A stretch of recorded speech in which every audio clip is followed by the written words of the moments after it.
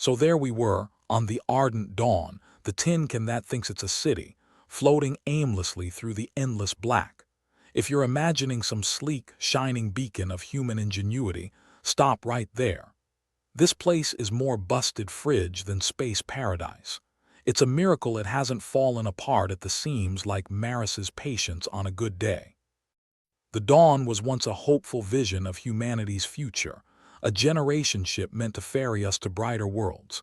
Now, it's just a collection of grumpy, isolated factions doing their best imitation of dysfunctional families at Thanksgiving. You'd think centuries in space would bring us closer together. Apparently, it just amplifies the fact we all hate each other. Take Thane, for example.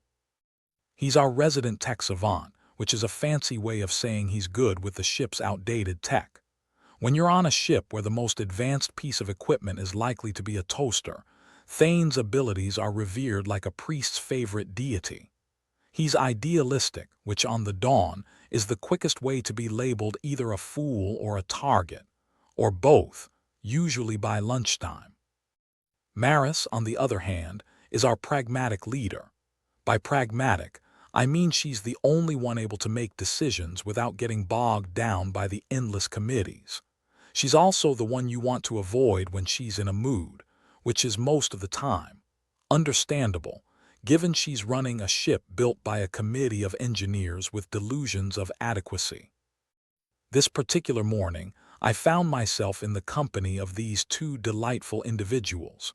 We were in the heart of the Dawn, the engine room. It was as comforting as a dentist's chair.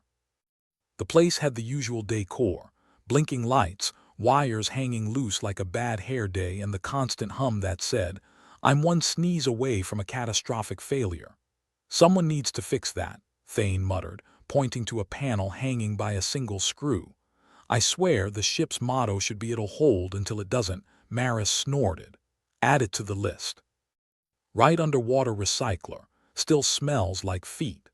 She ran a hand through her hair, her eyes scanning the room with the kind of wariness you'd see in a cat around toddlers. Then came the news that would kick off our latest descent into chaos. "You seen the readings from the outer hull?" Thane asked, eyes gleaming with the kind of manic excitement that usually precedes a very bad day. Maris gave him the look of someone who'd rather be anywhere else. "Spit it out before I die of suspense." Thane grinned, and it wasn't reassuring. "Alien artifact, latched onto the hull like it's paying rent." Now, here's a fun fact about the Ardent Dawn. The only artifact the people up here usually get excited about is something that resembles food. Alien, huh? "Is it asking for coffee, or does it have a death wish like the rest of us?" Maris asked, her voice dripping with sarcasm. Thane's grin widened, clearly unaffected by Maris's charm. "Neither, more like it's doing something. We're not sure what, but the sensors are screaming like banshees." "Banshees don't scream, Thane. They wail. Or maybe they've started screaming since we last checked," I quipped, just to lighten the mood. Maris ignored me as usual. "Okay, what do you want me to do about it? I'm not exactly equipped to handle alien artifacts before breakfast." Thane shrugged, his demeanor that of a man who'd already let the cat out of the bag and was now watching as it set fire to the curtains. "We've got to check it out. Could be dangerous, could be, interesting." The word interesting hung in the air like a bad smell. In our line of work, it was often synonymous with deadly. Maris sighed, the kind of sigh that says "why me" to the universe. "Fine, let's go see what this thing wants. If it's here to kill us, at least we'll get a good look at its method before we're vaporized." So, with all the enthusiasm of a condemned man heading to the gallows, we made our way to the observation deck. Trust me, the excitement was palpable like a root canal. The deck was as cold and uninviting as a bureaucrat's smile. Through the reinforced glass, we could see the thing clinging to the hull like a barnacle. It was all angles and light, somewhere between a sculpture from a bad art exhibit and a nightmare. "Well, isn't that just the prettiest damn thing?" Maris muttered, arms crossed, tapping her foot. "What's it doing?" Thane fiddled with the controls, squinting at the readouts like they might suddenly start making sense. "Not sure. It's emitting energy, but not the kind we're used to." "Great," Maris replied. So it could either be a bomb or a cosmic love letter. Or both, for all we know. I chimed in. Let's hope it's not one of those we come in peace, shoot to kill scenarios. Thane chuckled, though it was more nervous tick than humor. Whatever it is, it's not going away. It's meshed with the hull like it's growing into it. Maris glared at the thing with her usual disdain reserved for things she couldn't punch. We need answers, not more questions. I want to know what that thing is before it decides to hatch a nest of alien babies in our ventilation system. A silence settled, heavy with the weight of the unknown. It was the kind of silence where you half expect the universe to come in wearing a clown suit and honking a horn. Well, I said, breaking the calm, at least we know it's not going to be a quiet week. Maris nodded, turning away from the window. Let's get Thane suited up. If anyone's going to make first contact, it might as well be someone who can talk tech to it. Thane looked less than thrilled at the prospect of playing interstellar diplomat. Why me? Can't we send a drone or something? The drones are as reliable as the food replicators, Maris replied, already heading for the exit. Besides, you're easier to replace. He tried to laugh it off, but it came out as more of a squeak. Comforting. We suited Thane up, slapped a helmet on him, and sent him through the airlock. Watching him float out toward the artifact was like watching a guy approach a stray dog that might be rabid or just might be overly friendly. Either way, someone was getting bit. Radio chatter buzzed in our ears as we watched from the control room. It's doing something, Thane's voice crackled over the speakers. Lights are flashing lights, Maris mused. Maybe it's just a giant disco ball, or a signal, I suggested. Like, hey, dumb humans, get off my lawn. Thane was close now, his fingers brushing against the artifact. It's warm, he said, a hint of wonder in his voice. Soft, almost like it's pulsing. Great, Maris said, eyes glued to the monitor. We've got a sci-fi heart monitor stuck to our ship. There was a pause, then Thane's voice again, softer, more cautious. I think it knows I'm here. Knows, Maris echoed, a note of disbelief coloring her tone. Yeah, Thane replied. It's reacting to me, I swear. And then the lights on the artifact blazed bright, filling the observation window with a blinding white that made us all flinch back. Thane, Maris barked into the calm. What the hell's happening? But there was no response.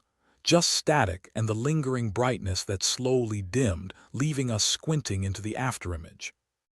Thane, she tried again, but the only answer was the silence of space, deepening like a secret we'd unwittingly uncovered. The artifact remained, latched onto us, its mysteries unanswered, its intentions unclear. In its wake, the question hung like a guillotine above our heads. What did it want from us? And more importantly, could we survive the knowing? We stood there, staring at the empty space where Thane had been, left with more questions than answers. Typical day on the Ardent Dawn. Just typical. The Ardent Dawn was a pressure cooker with a barely functioning relief valve. News of the alien artifact spread faster than a flu outbreak in a kindergarten class. It started with the usual suspects, speculation, rumors, half-baked theories that it was everything from a cosmic godsend to a galactic exterminator. People had all the calm rationality of chickens in a thunderstorm. Maris, never one for niceties, convened a meeting in the cramped space of the ship's control room. It was more like a glorified broom closet with a nice view of eternal nothingness. The assorted leaders of the Dawn's factions packed in shoulder to shoulder, looking like a group of hyenas forced to share a carcass. All right, listen up, Maris barked, standing like a punk band frontwoman who'd lost her patience with the entire venue. We've got an alien artifact latched onto our hull. And before anyone says it, no, it's not here to grant wishes or give us eternal life. A wiry man named Roderick, self-appointed leader of the Committee for the Preservation of Human Dignity, whatever the hell that meant, cleared his throat. He had the kind of face you'd love to punch, just to see if it improved his personality. We should establish a committee to investigate, he proposed, the smugness practically oozing from him. Maris's eyes rolled so hard they almost popped out of her head. Sure, why not? Let's form a committee to investigate the last committee that accomplished nothing. Or we could try something useful, like figuring out what this thing wants before it decides to eat us. Another voice from a woman wearing more paranoia than clothes piped up. We should assume it's hostile, prepare defenses. Brilliant idea, I chimed in from the back, raising my hand like I was in school. Let's throw rocks at it. I'm sure interstellar beings quiver at the thought of our mighty pebbles. Maris shot me a look that could have curdled milk. The point is, she continued, we need to understand what we're dealing with before we start shooting or forming committees. Meanwhile, Thane was missing, possibly exploded or turned into a cosmic popsicle. Really, anything was possible at this point. As much as I liked the idea of him having a pleasant chat with aliens over tea, reality suggested he was probably toast. The meeting broke up with the efficiency of a snail parade. Everyone left, clutching their paranoia and half-assed plans like beloved pets. Maris leaned against the console, her face a mask of frustration and fatigue. People are idiots, she muttered, not really to anyone. Put them in a tin can for a few centuries and they start losing brain cells. Add aliens to the mix and they might as well be headless chickens. Hey, at least chickens taste good, I offered. These folks, not so much. Maris smirked, a rare sight these days. We need Thane back and quick. He's the only one who might make sense of this. Sure, I nodded. Just wish he'd left a manual on how to deal with alien artifacts before going on his little spacewalk. We needed answers, not more questions. The factions were already sharpening their metaphorical knives, ready to cut pieces of this discovery for themselves.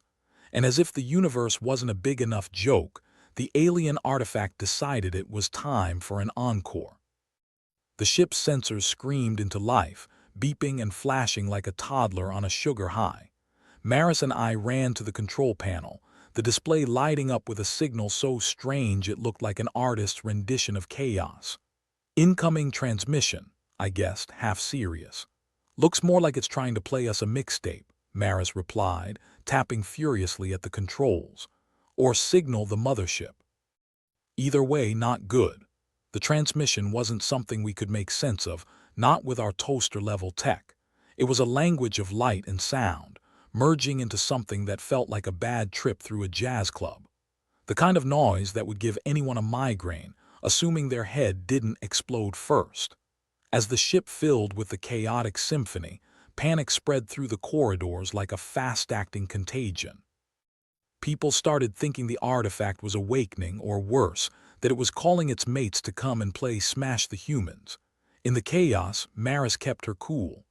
We need to shut that thing up before it blasts a hole through our sanity, she growled, her hands flying over the console like a pianist on a caffeine high. Suggestions? I asked, hoping for a miracle. Find out what it wants. Assuming it wants anything besides screwing with us, Maris replied, and keep our delightful passengers from tearing each other apart. As if on cue, the radio crackled with the voice of Roderick, his tone more patronizing than usual. Maris, we need to address the fears of the people. This signal could be an invitation for an invasion, or it could be an alien ordering takeout, I muttered, not bothering to keep my sarcasm off the line. Maris ignored him as she often did. Noted, Roderick, we'll handle it. In the meantime, keep everyone calm. Calm? Roderick spluttered. How can we be calm? We've got an alien artifact sending signals. This could be the end. Maris clicked off the connection, rolling her eyes. One crisis at a time, she said. Right now, we need to get a closer look without someone triggering World War III on this tin can. We've still got a probe or two that might work, I suggested, though it was more a hope than a certainty. If we can get close enough, maybe it'll clear Thane's name from the missing, presumed screwed list. Do it, Maris replied. And while you're at it, keep an eye on our lovely neighbors. Last thing we need is someone deciding to play hero. Deploying the probe was like trying to start an old car in winter, lots of coughs, splutters, and general unwillingness to cooperate. But eventually it drifted out, a tiny metal mosquito heading towards the cosmic enigma. Back in the control room, we watched the feed, hoping for anything that wasn't a sign to panic. The display blinked to life, showing the artifact in all its angular, pulsating glory. Up close, it looked even less friendly, if that was possible. "Well," I said, trying to lighten the mood, "at least it's not painting humans on the hull." "Yet," Maris added dryly. "What's that probe picking up?" "Heat signatures," I replied, squinting at the readouts. "Fluctuations in energy output, and wait, is that a rhythm?" Maris leaned closer, her brow furrowing. "A rhythm like a beat?" "Yeah, like it's listening to its own theme song," I said, frowning at the display. "Or sending Morse code in alien." "Great," Maris said, rubbing her temples. "An artifact with a soundtrack, just what we needed." The probe's feed suddenly flickered and the artifact pulsed brighter, sending another wave of garbled signals back into the ship. This time, the effect was immediate and devastating. Lights flickered, systems rebooted, and the whole ship seemed to shudder as if it was trying to shake something off. The chaos outside was mirrored inside, voices rising in collective panic. "We're losing power across the grid," Maris reported, her voice tense. "Whatever it's doing, it's affecting the whole ship." "Think it wants a chat," I suggested, trying to ignore the dread creeping up my spine. "Either way, we need to shut it down before we all end up as space debris," Maris replied. "Get down to engineering. If there's a way to cut the signal or boost our defenses, we need it yesterday." I nodded, setting off down the corridor, the ship a symphony of malfunctioning electronics and human noise. As I reached engineering, the familiar chaos was in full swing. People were shouting orders, trying to keep systems online. It was like watching a circus where all the clowns had decided to juggle grenades. "Over here," a voice called, and I turned to see Jax, chief engineer, waving me over. He looked about as stressed as a cat in a room full of rocking chairs. "Jax," I greeted. "Tell me we've got something less ridiculous than prayer to keep this bucket together." He grinned, but it was more grimace than humor. "Depends on how you feel about a Hail Mary." I followed him to a console where he pulled up a schematic of the ship systems. "We can try to reroute power, shield critical systems, but without knowing what that thing's doing, it's a shot in the dark." "Better than nothing," I replied. "Anything to buy us time." As we worked, the ship continued to shake and groan, the artifact signals battering against our systems like a relentless tide. It was the kind of situation that made you question every life choice, especially the one that landed you on a cursed metal box in space. "Any luck with Thane?" Jax asked, glancing up from his work. "None," I admitted. "But if anyone can charm an alien artifact, it's him." The power fluctuations stabilized slightly as we implemented Jax's patch, but it was a temporary fix at best. Still, it was an improvement over total system failure. Back in the control room, Maris was coordinating efforts, her voice cutting through the chaos like a knife. "We need to keep communications open. The last thing we want is a total blackout. You could just say let's not die and save us both some time," I quipped, joining her. "Noted," Maris replied, managing a tight smile. "But I like to keep things classy." The artifact remained, its mystery still unsolved, its intentions as murky as ever. As we worked to keep the Dawn afloat, the question loomed. How long could we hold out before the artifact decided it was done playing? And if it did, would there be anything left to salvage? In the quiet moments, I couldn't help but think of Thane, out there somewhere, either unraveling the secrets of the universe or becoming part of them. And maybe, just maybe, he'd find a way back to tell us what he'd learned. We'd survive this, or we wouldn't. Either way, the Dawn would keep drifting through the void, a testament to human stubbornness and the universe's dark sense of humor. Thane floated through the vacuum, tethered to the ardent dawn by a cable almost as frayed as his nerves. The alien artifact loomed in front of him, a strange, pulsating thing that looked like it had been designed by an abstract artist who'd never seen a spaceship before. It was beautiful in the way a black hole might be, a spectacle you couldn't look away from, even as you felt it could suck you in and crush you without a second thought. "Well, aren't you a pretty little nightmare?" Thane muttered, his voice crackling over the comms. Maybe it was the lack of oxygen or the imminent threat of death, but talking to an alien artifact seemed as reasonable as anything else at this point. His job was to poke and prod at the thing until it either revealed its secrets or decided to vaporize him, whichever came first. He fumbled with the clunky controls of his suit, trying to make sense of the readings that were about as clear as a politician's promise. The artifact emitted energy patterns that defied logic, each pulse a reminder that Thane was dealing with something far beyond his tech-savvy but ultimately human understanding. "Come on, give me something," he said, more to himself than to the alien device. As if in response, the artifact shimmered and his suit's display lit up with a cascade of symbols. They looked suspiciously like they belonged to a language that hadn't been invented yet, or maybe it was the alien equivalent of a troll face.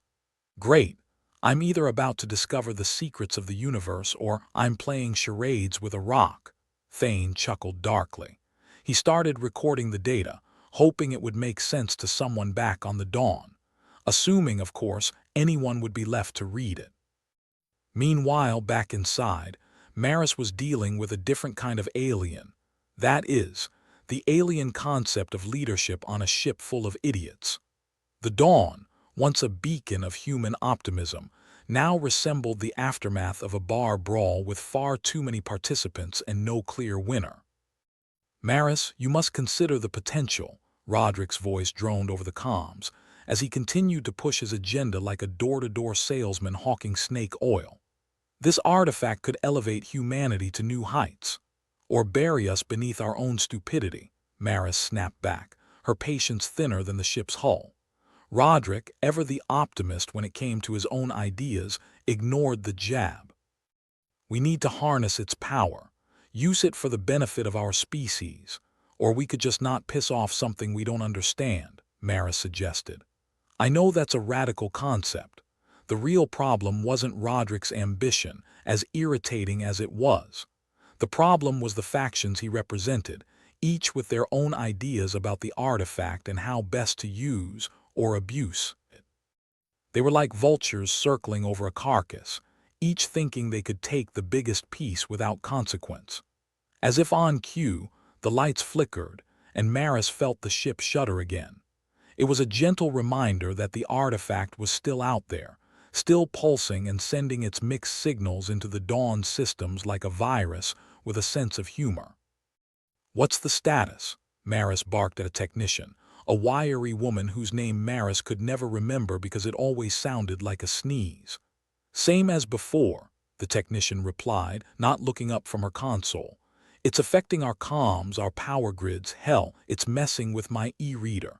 I was in the middle of a series and now I've got gibberish." "Tragedy of the century," Maris said dryly. "Keep trying to isolate the signal. We need to figure out what it's doing before it decides to do something worse." The corridors of the Dawn echoed with the sounds of paranoia, voices raised in argument, the thuds of hasty movement. Everyone wanted answers, and no one wanted to admit they didn't have any. Maris knew that if they didn't get their act together, the factions would start tearing at each other, looking for someone to blame when the universe finally decided to flatten them. She made her way to the war room, the irony of the name not lost on her, and found it buzzing with people who'd decided shouting was the best way to communicate. "Listen up," Maris shouted over the din. "We need to work together here, not against each other. Whatever this thing is, it doesn't care about your power plays or your egos." A few heads turned, some with expressions resembling those of toddlers caught in a cookie jar. Roderick, of course, was unfazed. "Maris, surely you see that leadership is needed now more than ever." "Leadership, sure," she said. "Dictatorship, not so much." Thane's voice crackled over the comms, cutting through the tension like a much-needed punchline. "Hey, folks, I think our new friend just winked at me. Either that or I'm losing it." Maris couldn't help but chuckle, even as she felt the weight of the situation pressing down. "Thane, any chance you can coax it into telling us what it wants? Not unless it takes bribes in the form of bad jokes and desperate pleading, Thane replied. Keep at it, she said. We're counting on you. No pressure then, Thane quipped. Just a techie and an alien Rubik's Cube, what could go wrong? Back in the war room, Maris tried to channel some of Thane's irreverence as she addressed the gathered factions. Look, we all want to come out of this with our skins intact and possibly with a few answers. So let's try to focus on that instead of who gets to play king of the scrap heap. Okay. Roderick folded his arms, a picture of self-assurance. We need a decisive plan, Maris. The artifact is an opportunity. An opportunity to get vaporized, maybe, she retorted. We're not making any moves until we know more. So unless you want to float home with half a ship, I'd suggest patience. The factions grumbled but acquiesced, for the moment at least. Maris knew it was temporary. They were a restless bunch, and the longer they went without a clear direction, the more likely someone would try to seize control of the situation. Probably Roderick, with all the subtlety of a sledgehammer. As the meeting broke up, Maris lingered, staring at the schematics on the wall.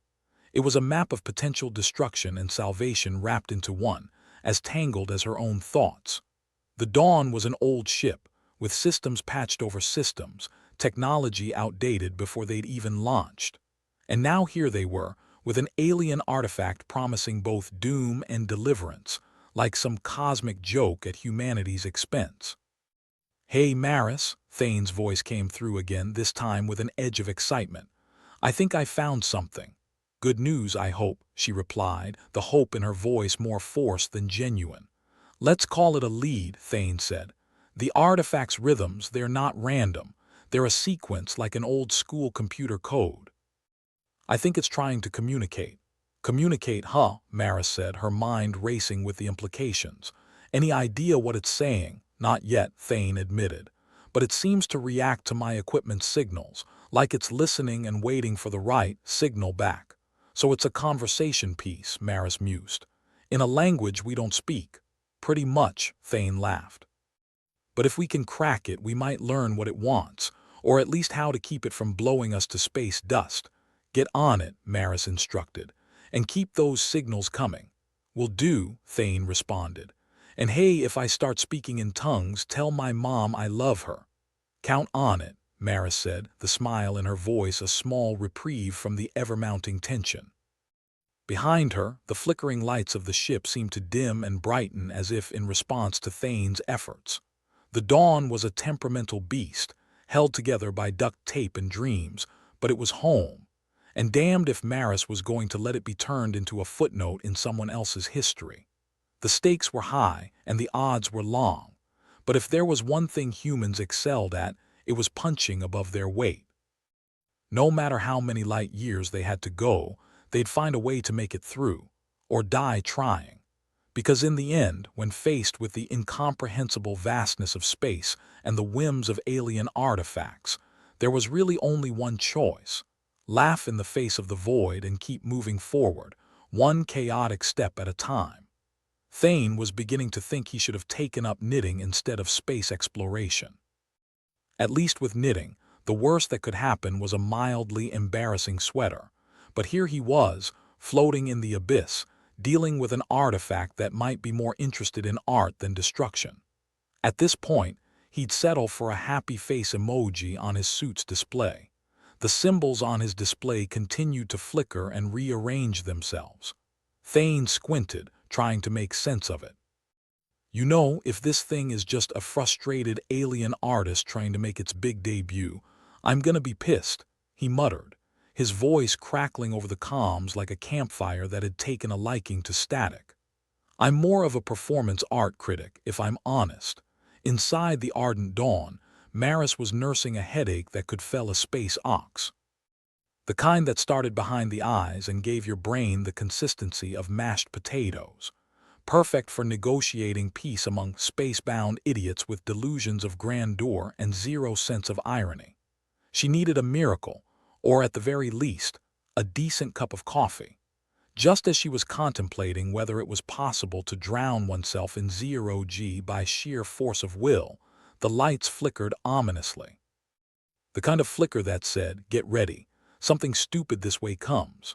And right on cue, her comms crackled to life, but not with Thane's sardonic commentary. Instead, it was a cacophony of static and something that sounded suspiciously like an amateur percussion ensemble. "Not now," Maris groaned, smacking the comm panel with the weary resignation of someone who knows they are about to be disappointed. The technician with the sneeze name popped up, her head barely visible over her console. "We're getting reports of comms going haywire across the ship. Looks like someone's playing mix and match with our frequencies." "Perfect," Maris sighed. "Just what we need. More chaos." Roderick, ever the embodiment of self-satisfaction, sidled up, his expression a mix of smugness and righteous indignation. "Maris, our communication systems are under attack. This is an opportunity for decisive action." "Yeah, like how jumping off a cliff is an opportunity to fly," Maris shot back. "We've got bigger problems than your need for power, Roderick." The commotion in the control room was growing. Voices clashed, and it wasn't long before factions started pointing fingers, their paranoia given a fresh new lease on life. It was like herding cats, except the cats had lasers and a propensity for drama. "Thane, tell me you've got something," Maris said, her voice a lifeline thrown into the maelstrom. "I've got more than something," Thane replied, his voice tinged with an uncharacteristic excitement. "I think this artifact is more than just a fancy light show. It's art." "Art," Maris echoed, raising an eyebrow. "Explain before I assume you've lost it completely." "I'm serious," Thane continued. "These patterns, I think they are expressions. Like interpretive dance meets data sequence.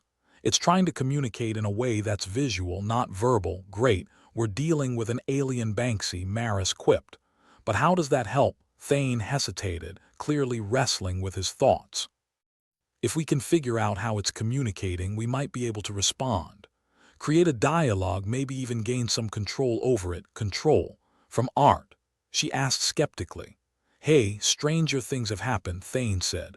"Remember that time we got power back using a fork and a rubber band?" "Point taken." Maris grinned despite herself.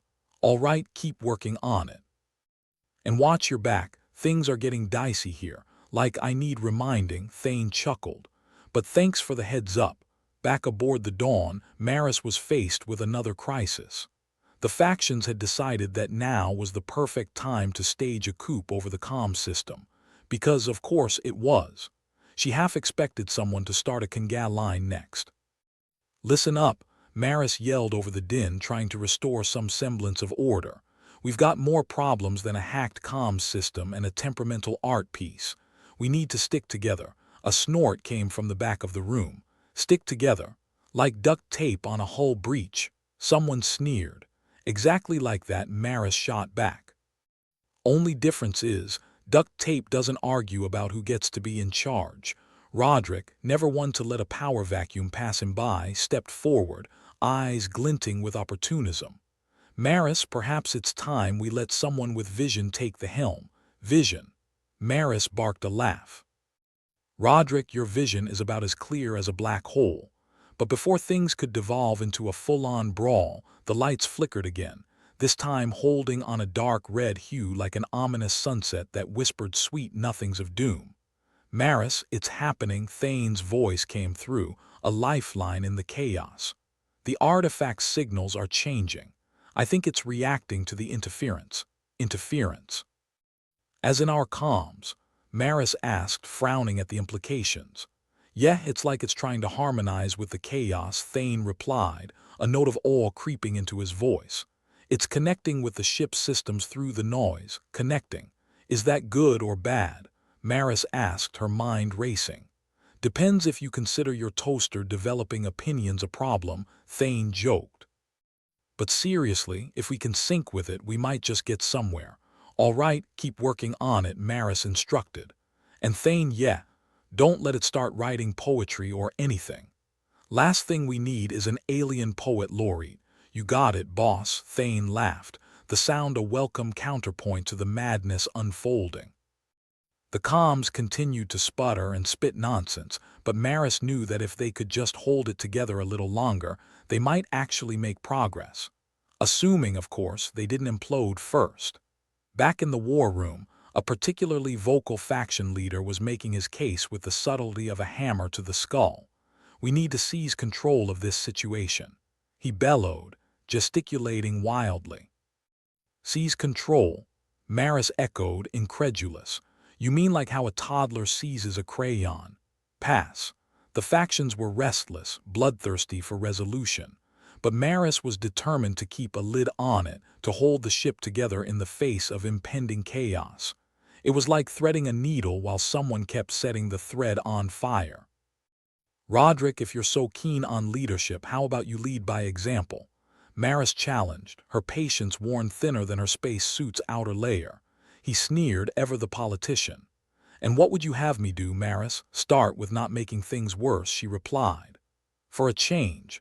Outside, Thane continued his dance with the artifact, coaxing it, interpreting its signals, hoping to unlock its mysteries. Each pulse was a note, each symbol a stanza in an alien symphony that played to an audience of one. "Maris, I think I'm getting somewhere," Thane communicated, his voice crackling over the comms. "If I'm right, this thing's looking for a partner in its next big art project. And here I thought being tethered to a giant rock was the least surreal part of my week," Thane muttered, a sardonic smile playing at his lips. Back aboard the Dawn, Maris was feeling like the captain of a particularly irritable pirate ship. But she knew if they survived this, they'd come out stronger, or at least slightly less likely to kill each other at the first sign of trouble. "All right, everyone," she said, regrouping the factions. "We've got a lead. Thane's working on communicating with the artifact. So let's not make things worse by tearing each other apart." Roderick, ever the opportunist, was quick to speak. "And if Thane fails, then we improvise," Maris replied, meeting his gaze with steel. "We've been doing that since day one. Let's stick with what we're good at." In the vacuum of space, Thane was alone with the artifact, the universe's most peculiar art critic. But as the symbols danced across his display, forming patterns that were beginning to make a strange kind of sense, he couldn't help but feel a glimmer of hope. Or maybe it was just gas. It was hard to tell. But even as chaos threatened to engulf the Dawn and factions bickered like children in a sandbox, there was a feeling, a possibility, that they might just come out the other side. And if there was one thing humanity excelled at, it was making something out of the impossible, or at least giving it a damn good shot.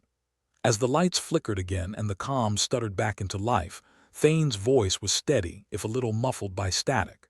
"Hey Maris, you still there?" "Yeah, Thane, I'm here," she replied, relief washing over her. "I think we're making progress," he said, his voice a mix of excitement and exhaustion. "We might just figure this out after all." "Well, don't get too comfortable," Maris quipped, a smile tugging at her lips. "There's still plenty of time for things to go terribly wrong. Story of our lives," Thane chuckled. "But hey, at least it's never boring." And as the ship settled into a tense equilibrium, with the artifact pulsing gently like a cosmic heartbeat, there was a sense that maybe, just maybe, they'd find a way through. Because if they couldn't laugh in the face of the void, then what was the point of being here in the first place? The ardent dawn groaned like it had a stomachache, which wasn't far from the truth. Systems were failing, resources were dwindling, and the crew was one wrong word away from staging an impromptu amateur wrestling match in zero gravity. Maris was the reluctant referee, holding the fraying edges of sanity, hers included, together with little more than wishful thinking and a stubborn refusal to let everything go to hell on her watch. The engine room, already as comforting as a dentist's chair, was now a cacophony of alarms and flashing lights.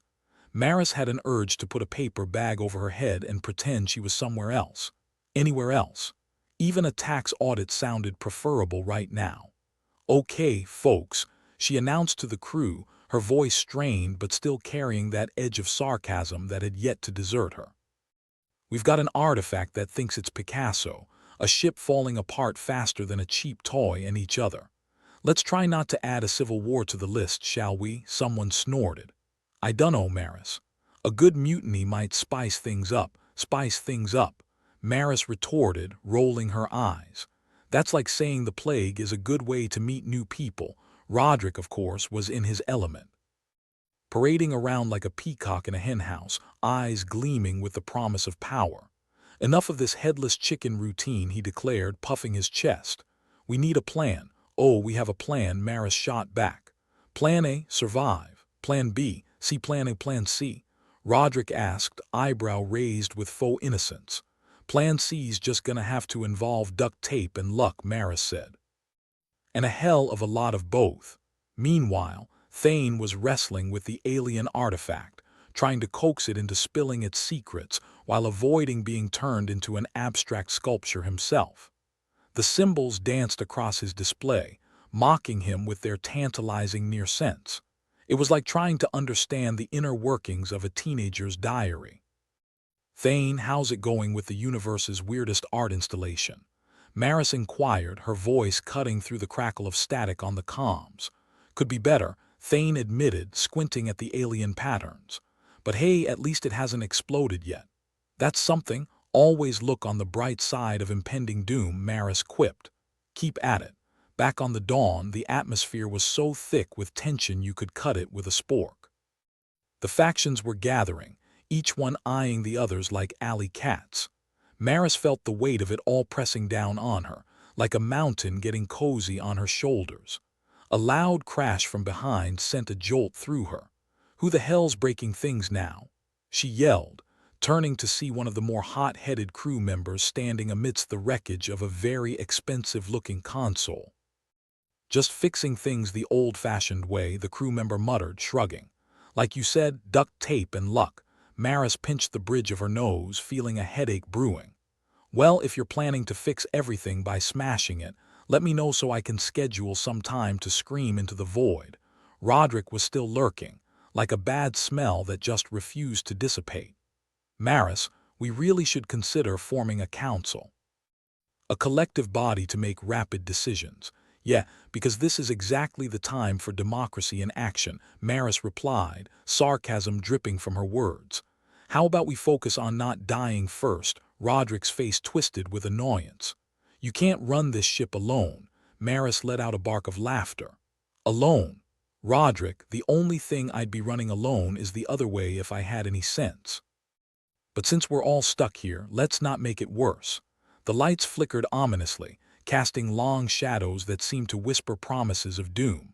Somewhere in the corner, the toaster, a relic of a less complicated time, popped up a piece of burnt toast with perfect apathy to the chaos around it. Meanwhile, Thane was piecing together the alien dialect like a linguist with a penchant for dangerous hobbies.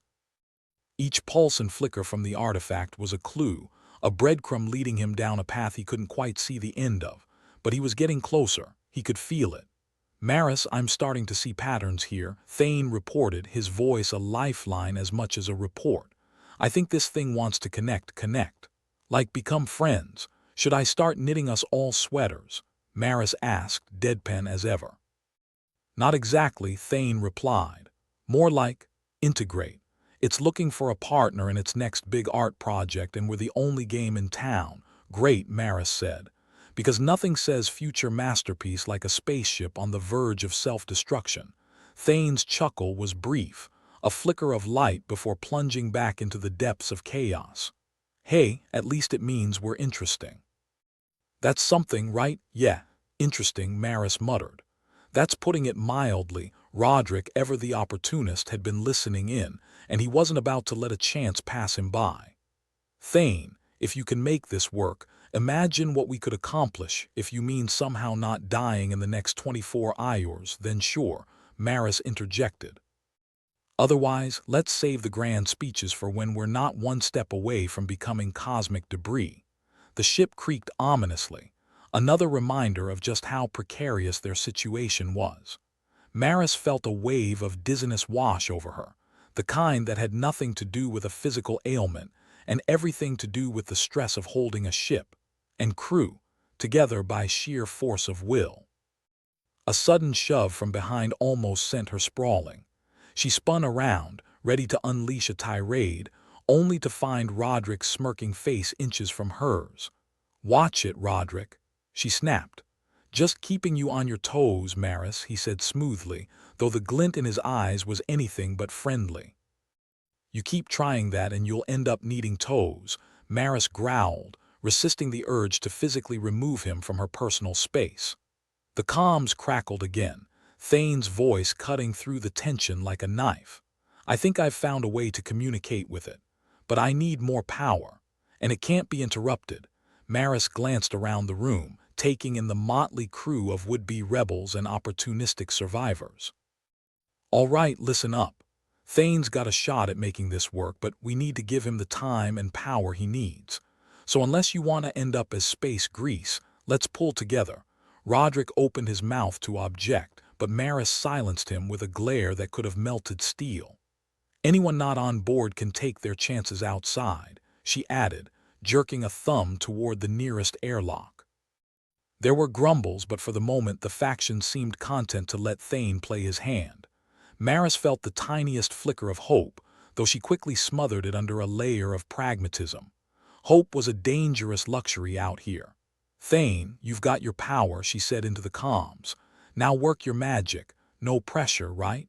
Thane's voice was strained but laced with an edge of humor. I'll do my best. Your best better be damn good, Maris muttered, mostly to herself. As she stood there watching the crew buzz about with a mix of urgency and resignation, she couldn't shake the feeling that they were on the knife's edge. It would take just one misstep, one moment of weakness to send them over into chaos. She refused to be the one to stumble first. Roderick sidled up again, his presence as unwelcome as ever. You know, Maris, you could always step back. Let someone else take the reins. I'll step back when I'm dead, Maris retorted. And not a second before. Well, I guess we'll see about that, Roderick replied, a dangerous edge to his voice that set Maris's nerves on edge. Betrayal was brewing and she'd be damned if she let him get the upper hand. Just try it, Roderick, she warned softly, her voice like steel wrapped in velvet. And you'll find out just how unpleasant things can get.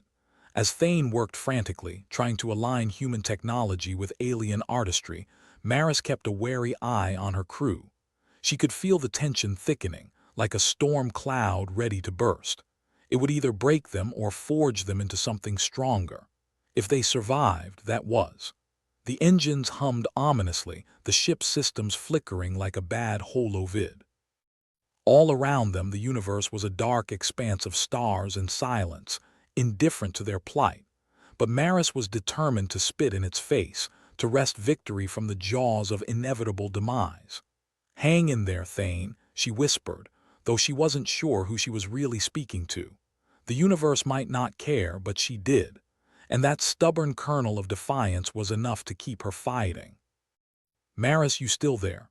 Thane's voice crackled through the static. Yeah, still here, she replied, mustering a smile despite the odds. Show us what you've got, Thane. The line was quiet for a moment, then Thane's voice came back, filled with determination. I'm gonna try something. It's risky, but it might just work. Story of our lives, Maris said, grinning despite herself. Do it. As the ship teetered on the brink of collapse, Maris braced herself for whatever came next. Because if there was one thing she'd learned, it was that in the vast, uncaring expanse of space, it wasn't the threats that got you. It was letting them win. And she wasn't about to let that happen. Not today. The ardent dawn was holding together by a prayer and some duct tape, but Maris had learned to never underestimate the stubbornness of inanimate objects. Just when you thought it was all going to hell, something would hang on by its fingernails, or whatever the spacefaring equivalent was. And speaking of stubbornness, Thane was still deep in his courtship of the artifact. Maris could almost imagine him down there, whispering sweet nothings to the damned thing like it was a date who might or might not end up stabbing him with a fork. Thane, you got anything for us? Maris' voice crackled over the comms. Yeah, I think I'm about to make this thing sing, Thane replied, the static almost drowning out his words, or scream. It's really open to interpretation. Just make sure it doesn't decide to explode instead, Maris retorted, trying to ignore the creeping sensation of impending doom. For a moment, All that answered her was the growl of the ship's systems and the angry muttering of the crew. The factions were restless, prowling like bored predators, but Maris had faith in Thane. Mostly because the alternative was despair, and she couldn't afford to restock on that particular emotion just yet. Then it happened. A shimmering blue light burst forth from the artifact, filling the engine room and spilling out into the corridors like a river of luminescent water. It was as if the universe had decided to throw them a bone, even if it was just to see how long they'd chew on it before choking. "What the hell is that?" Roderick asked, his eyes wide as he joined Maris in the engine room. "Thane's masterpiece, I suppose," Maris replied, unable to keep the awe out of her voice. The display was mesmerizing, a dance of symbols and shapes that seemed to shift and flow with a mind of its own. "Whoa," Thane breathed, staring at the holographic miracle he'd somehow coaxed from the artifact. "I didn't expect it to do that." "Yeah, well, maybe it's got a sense of drama," Maris said. "It's been hanging out with us long enough." The factions, drawn by the light, gathered in the engine room. For once they weren't squaring off like rival street gangs. Instead, they stood shoulder to shoulder, gazing up at the alien display with expressions that ranged from awe to something that might have been hope if you squinted hard enough. Roderick cleared his throat, ever eager to capitalize on the moment. "This could be the breakthrough we need.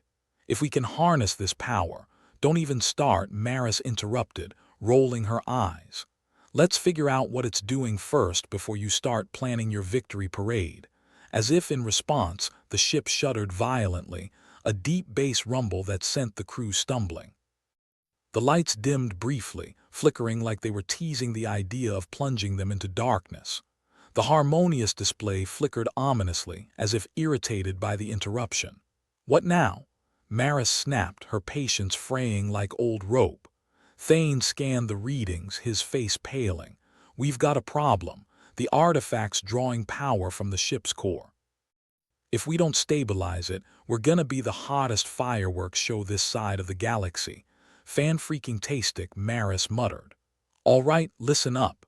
We need to stabilize the core, and we need to do it now."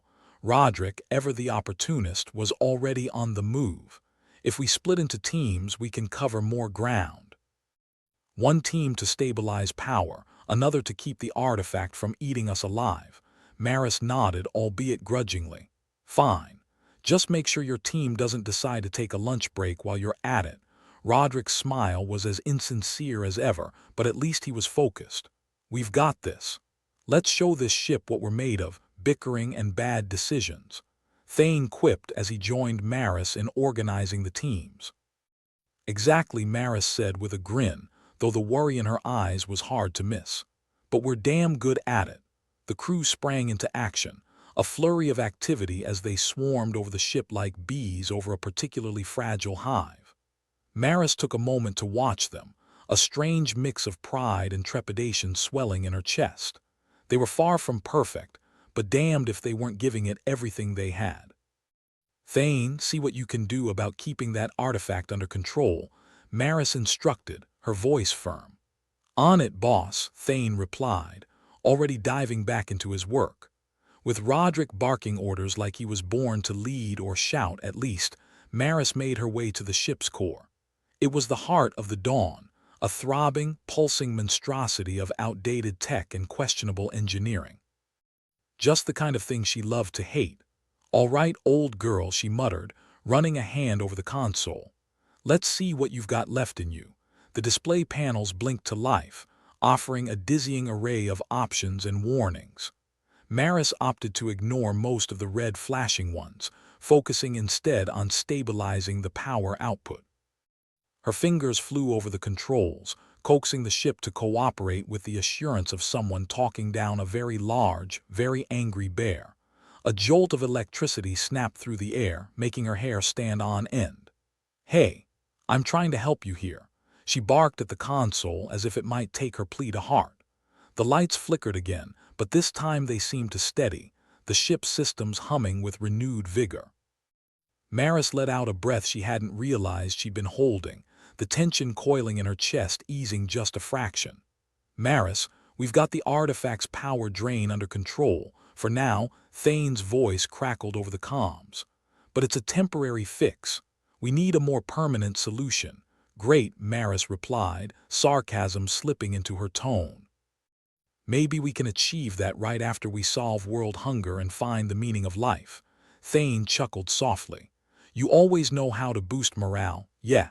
Well, someone's gotta do it, Maris replied. Let's keep this ship together long enough to figure out our next move. The crew worked tirelessly, the threat of imminent death a surprisingly effective motivator.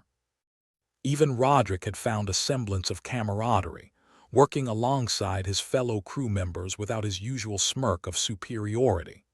In the engine room, the alien holography continued its mesmerizing dance, a silent testament to the strange beauty that existed beyond human understanding. It was a reminder, Maris thought, that not everything out here was out to kill them. Some things just wanted to make pretty pictures.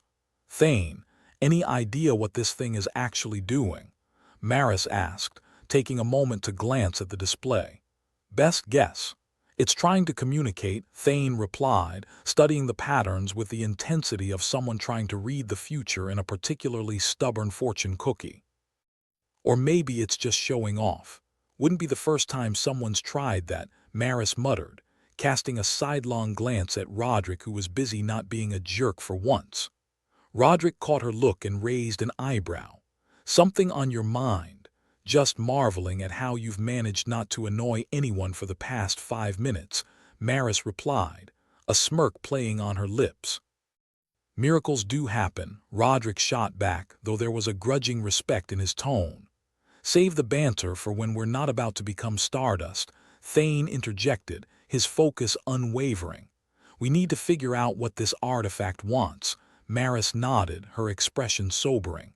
All right, people, let's get creative. If this thing wants to communicate, then let's see if we can find a way to talk back.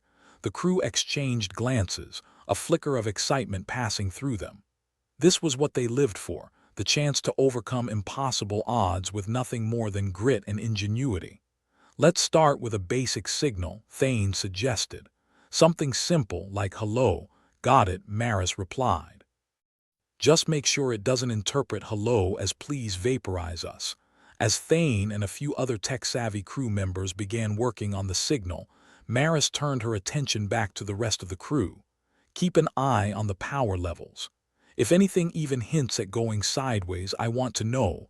Roderick nodded, surprisingly compliant. We've got this. Just keep that alien light show from turning into a light explosion. The hours ticked by, the air thick with tension and purpose. Maris could feel the weight of the ship pressing down on her, a constant reminder of the stakes they were playing for. But there was a sense of unity in the room, a rare moment of collective focus that made her almost believe they could pull this off. Maris, we're ready to send the signal, Thane announced, his voice steady. All right, Maris said, crossing her arms. Let's see if this thing wants to chat. Thane initiated the sequence, the ship's systems humming in response. The holographic display shimmered, the patterns shifting and transforming with a fluid grace. For a moment, Maris could have sworn they formed the outline of a face, its expression unreadable. Any response? Roderick asked, his voice tense. Hold on, Thane murmured, his eyes glued to the readouts. I think it's... Yeah, it's responding. The holography shifted again, the symbols coalescing into a series of shapes that seemed to pulse with a strange rhythm. A low thrumming filled the air, like a heartbeat echoing through the ship. I'll be damned, Maris breathed, a grin spreading across her face. It worked. Roderick let out a low chuckle, shaking his head in disbelief. Maybe there's hope for us yet.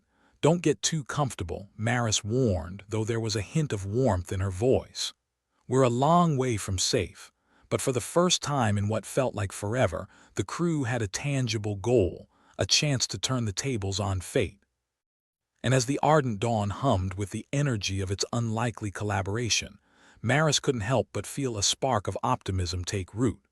Sure, the universe was a cold, uncaring place, but sometimes, just sometimes, it gave you something to fight for.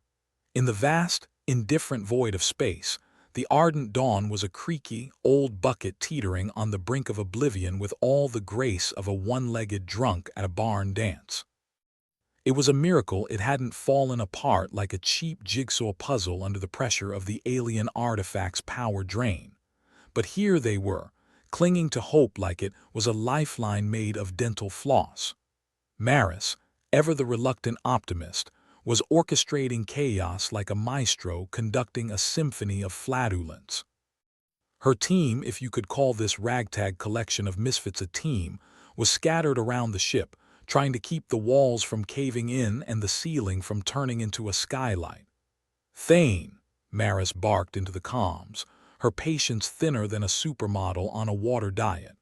"What's the status on our alien friend? Is it about to turn us into a cosmic barbecue, or are we safe for now?" Thane's voice crackled back, filled with the kind of enthusiasm you reserved for a tax audit. "We've managed to stabilize the drain, but it's a band-aid on a broken leg, Maris. We need to figure out how to work with it, not against it. Incorporate alien technology into our systems," Maris mused, rubbing her temples like they held the secret to the universe, or at least a good headache cure.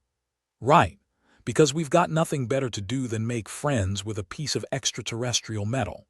"Look on the bright side," Thane offered, sarcasm lacing his words. "At least it's not trying to eat us, yet," Roderick chimed in, sounding more chipper than usual, which was never a good sign. "Hey, maybe this is our chance to turn this place into a flying art gallery. We'll just call it post-apocalyptic chic and hope for the best." Maris rolled her eyes so hard she nearly dislocated something. "Right, Roderick. Because what we really need right now is a splash of avant-garde decor. Think about it," Roderick continued, undeterred by Maris's withering gaze. "If we can harness this thing's power, it could be the key to everything. Or at least a way to keep the lights on without sacrificing a goat every other Tuesday." "There's no goats on this ship, Roderick," Thane deadpanned, his voice thick with the kind of exhaustion only dealing with Roderick could provide. "Figure of speech, Thane.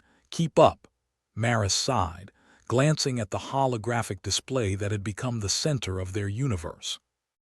The patterns were still shifting, an alien kaleidoscope that was either saying hello or plotting their untimely demise.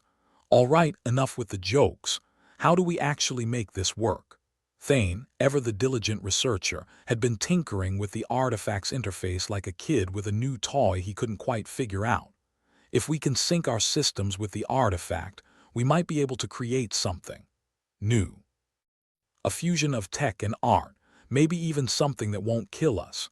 "That's the dream, isn't it?" Maris replied, a hint of a smile tugging at her lips. "All right, smart guy, what do we need?" "First, we need to establish a stable connection.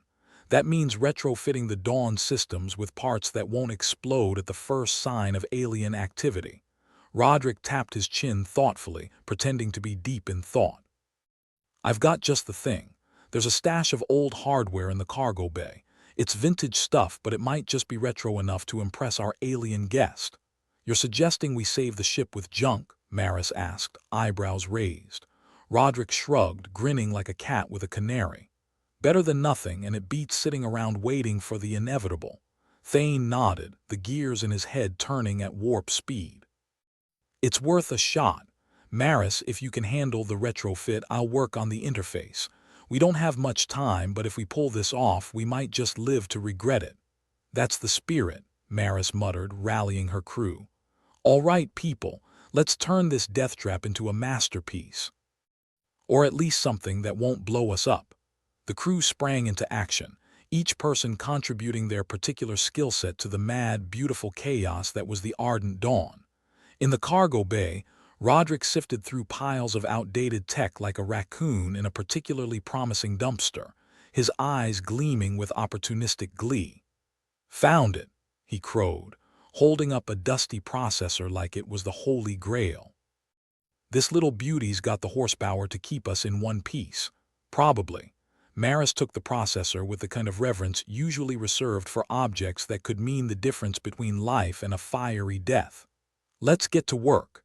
Thane, how's that interface coming along?" Thane was hunched over the console, a tangled mess of wires and circuits spread out before him. "It's not pretty, but it'll do," he replied, fingers flying over the controls. "Just keep the power steady and pray our alien friend has a sense of humor." With a teamwork that was more surprising than a winning lottery ticket, the crew cobbled together a system that was part art installation, part life support. The Dawn systems whirred and hummed, a symphony of old and new playing in precarious harmony.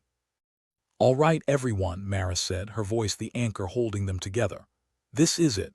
Roderick, initiate the power transfer. Thane, be ready to interface. And everyone else hold onto something, preferably your sanity." Roderick punched in the commands with a flourish, the console beeping in apprehension. "Here goes nothing." The ship's systems groaned in protest, lights flickering like a disco on its last legs. The alien display shimmered, the symbols morphing as if responding to their efforts. For a heartbeat, everything was eerily still, the universe holding its breath in anticipation. Then, with a surge that rattled their bones and set their teeth on edge, the interface came to life. The holographic patterns expanded, enveloping the ship in a cocoon of light and color. It was as if the Dawn had become a living entity, its heart beating in time with the alien artifact. "Thane, what's happening?" Maris called, her voice barely audible over the ship's symphony. "It's working," Thane shouted, his face alight with a mixture of triumph and disbelief. "The systems are stabilizing. We're integrating the power into the ship's core." "Does that mean we're not gonna die?" Roderick asked, clinging to the console like it was his long-lost mother. "Not today," Thane replied, grinning like a madman. "We've done it." For a moment the crew was silent, the weight of what they'd achieved settling over them like a protective cloak. Against all odds, they had transformed the Ardent Dawn from a flying death trap into a work of art, a testament to human ingenuity and sheer stubbornness. "Congratulations, everyone," Maris said, her voice tinged with awe. "You've just turned a hunk of junk into something beautiful." Roderick couldn't resist a smirk, his eyes twinkling with mischief. "I always knew we were destined for greatness. Or at least something less fatal." The crew shared a laugh, a sound that was part relief, part disbelief. They had faced the impossible and come out the other side, a little more battered but a hell of a lot stronger. As the alien display continued its mesmerizing dance, Maris allowed herself a moment of quiet satisfaction. They had taken a step into the unknown, and for once, the universe had rewarded their courage. "All right, enough celebrating," she said, her tone gentle but firm. "We've got a ship to run and a lot of questions to answer." Thane nodded, already thinking ahead. "The artifact's still a mystery, but maybe now we have the means to understand it." Roderick clapped him on the back, his grin infectious. "And if not, at least we managed to make it look pretty." "Let's keep it that way," Maris replied, looking around at her crew. "We've made it this far together. Let's see how much further we can go." With the ship's systems humming in harmonious unity and the alien artifact now a part of their journey, the Ardent Dawn sailed onward into the vast unknown. A testament not just to survival but to the indomitable spirit of humanity, even when faced with the unfathomable. In the end, it wasn't just about finding answers or making sense of the universe. It was about the journey, the little triumphs and disasters that made them who they were. And for Maris, Thane, Roderick, and the rest of the crew, that was more than enough. Because despite the odds, despite the darkness and uncertainty, they had each other. And sometimes, in a universe that couldn't care less, that was all you needed. As the stars stretched out before them, the Ardent Dawn shimmered with a light all its own, a beacon of hope in the endless night. And for the first time in a long time, Maris felt a flicker of optimism, a tiny spark that refused to be extinguished. The universe was a cold, uncaring place, but together they would make it their own. As Maris surveyed the chaotic scene on the Ardent Dawn, she couldn't help but think that the place looked like a junkyard explosion. Wires dangled from the ceiling like party streamers at a deranged robot's birthday bash. The buzzing, flickering lights added a certain ambience. if by ambience you meant constant headache. But who needed a migraine-free day when your ship had just been turned into a space art installation by a relic of unknown origin? "Congratulations, team," she announced with the enthusiasm of a cat trying to stay awake. "We've successfully turned the Ardent Dawn from a death trap into, well, a more colorful death trap." "That's the spirit," Roderick said, leaning against a console that was emitting a worrying amount of smoke. "Just think of it as a renovation. You know, like sprucing up an old house before selling it to unsuspecting suckers." Maris chuckled despite herself. "Sure, if the house was haunted by vengeful space ghosts and the only potential buyers were desperate toasters." Thane, who had been fiddling with the interface like it owed him money, looked up. "At least it's not trying to kill us. Yet." "That's progress in my books. Funny how our standards for success have plummeted," Maris mused, folding her arms. "Remember when we thought success meant discovering new worlds or making contact with intelligent life? Now it's stayed alive today."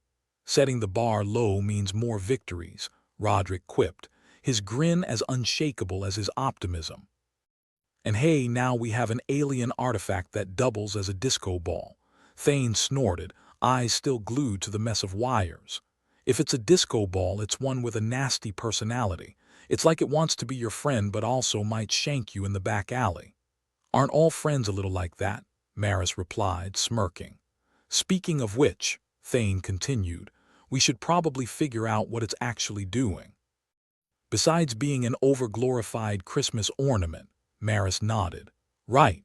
Our first act of business is to ensure this art installation isn't also a self-destruct button. How are we doing on that, Thane?" "Well," Thane said, scratching his head with a screwdriver, "the power systems are stable for now, so we're not gonna explode. Probably. But I'd still suggest not pushing any buttons that glow ominously." "Noted," Maris replied dryly. "Roderick, how's our new look affecting the ship systems?" Roderick leaned on the console again, still crackling slightly but holding together. "Our little art project has brought the power drain to manageable levels. We're not at full capacity, but we're not in the dark ages anymore. So you know, minimal candlelight dinners." "Good," Maris said. "Not that I don't enjoy a good candlelit dinner, but I prefer them when I'm not on the menu." The crew shared a collective chuckle, the kind that came from realizing that, despite everything, they were still kicking. In a universe that seemed hell-bent on reducing them to interstellar dust, that was nothing short of miraculous. "All right," Maris said, adopting a more serious tone. "We need to figure out what this artifact is saying to us, if it's a language or just random doodles. Thane, I want you to focus on that." Thane gave a mock salute. "On it, Captain. I'll decipher this alien gibberish if it kills me, which it very well might." "I'm sure you'll manage," Maris replied, shaking her head with an affectionate smile. As Thane began his work, Maris turned to Roderick. "And you, I need you to keep the crew from turning this place into a full-blown rave." Roderick nodded, a mischievous glint in his eye. "I'll do my best, though I can't promise someone won't try to add strobe lights. You know how these things go." Maris sighed. "Just keep them from burning the place down, okay? Scout's honor," Roderick said, holding up his hand with a grin. With the crew set to their tasks, Maris took a moment to breathe. The weight of their recent achievements, as bizarre as they were, settled over her like a comfortable blanket. It was still dangerous, still fraught with potential disaster, but for the first time in what felt like forever, they had a semblance of control. Or at least an illusion of it, which was often just as good. Later, Maris found herself in the small, cramped nook of the ship that passed for a lounge, nursing a drink that was probably more industrial cleaner than alcohol. Thane joined her, looking slightly more frazzled than before. "Hey," he said, flopping into the seat across from her. "I think I might be onto something with the artifact. Should I start planning our victory parade now?" Maris asked, raising an eyebrow. "Maybe hold off on the confetti," Thane replied, rubbing his eyes. "The symbols are starting to form patterns. Some of them look like coordinates or maybe instructions. It's hard to say since the artifact's language is more cryptic than a conspiracy theorist's dream journal. Do you think it could be guiding us somewhere? Maris asked, intrigued despite herself. That's one possibility, Thane said. Or it could be lulling us into a false sense of security before it pulls the rug out from under us. Great, Maris said, sarcasm dripping from her words.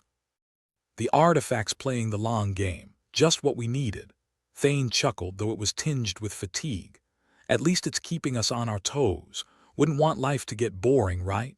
Perish the thought, Maris replied, rolling her eyes. A moment of silence stretched between them, the kind that spoke volumes without needing a single word. They were in the eye of the storm, a brief pause before whatever came next. And they both knew it. Hey, Maris, Thane said, breaking the quiet. Thanks for keeping us together. I know it hasn't been easy, but you've been the glue holding this ship and us together. Maris shrugged, uncomfortable with the praise. Someone's got to do it. Besides, it's not like I had any better offers on the table. Thane smiled, a genuine warmth lighting his eyes. Still, you're doing a hell of a job. Even if your taste in drinks is highly questionable. Maris chuckled, raising her glass in a mock toast. To questionable decisions and surviving another day. Cheers. Cheers, Thane replied, clinking his glass against hers. Meanwhile, Roderick was in the cargo bay, overseeing a group of crew members who were attempting to organize the mountain of vintage hardware. Most of it was outdated junk, but in the right hands, it held the promise of miracles, or at least functional tech, which was almost as good. All right, folks, Roderick said, clapping his hands for attention. Let's turn this pile of rust into something that won't make us the laughing stock of the next intergalactic yard sale. One of the crew members, a scrappy engineer named Calvin, raised a hand. Roderick, do you really think we can make this ship? You know, not suck, Roderick grinned. Absolutely, Cal. We've got ingenuity, a heap of questionable parts, and an alien artifact that might just be our new best friend, or at least an amicable acquaintance. Calvin smirked, shaking his head. If you say so, boss. Trust me, I've seen worse odds, Roderick said, patting a particularly stubborn piece of machinery affectionately. And I've yet to see a problem that can't be solved with a little duct tape and a lot of optimism. As the crew worked, there was an unspoken camaraderie among them, a shared understanding that despite the odds, they were in this together. They were a motley crew of misfits, bound by a shared desire to keep flying, to keep exploring, to keep hoping that somewhere out there, something was worth the struggle. Hours passed in a blur of work and laughter, the ship's various rooms buzzing with activity and the kind of noise that spoke of progress. It was chaotic and messy, but it was theirs. Later, Maris, Thane, and Roderick found themselves gathered around the central console, examining the alien artifact's latest series of symbols. They shifted and changed, a cryptic dance that only hinted at the secrets they held. So, what's the verdict? Roderick asked, peering at the display as if it might bite him. Thane shrugged. It's still a puzzle, but I think it's starting to make sense. Slowly. Kind of like trying to read Shakespeare while drunk. Well, at least it's not trying to explode anymore, Maris said, crossing her arms. I'll take that as a win. Small victories, Maris, Roderick said, leaning back in his chair. We'll take them where we can get them. Agreed, Thane said. And who knows? Maybe this artifact is our ticket to something bigger. Something better. Or it's just a fancy paperweight, Roderick quipped. But hey, at least it's a conversation starter. Maris chuckled, feeling a sense of unexpected warmth blooming in her chest. Whatever it is, we're in this together, and that's something. The ship hummed around them, a testament to their sense of humor in the face of the impossible. They'd overcome obstacles, faced down the unknown, and somehow managed to turn a hunk of junk into a flying work of art. And if there was one thing Maris knew for sure, it was that whatever came next, they'd face it head-on, with a sarcastic quip and a grin that said they weren't ready to give up just yet. The universe could throw whatever it wanted at them. They were the Ardent Dawn. And they'd keep flying, one questionable decision at a time.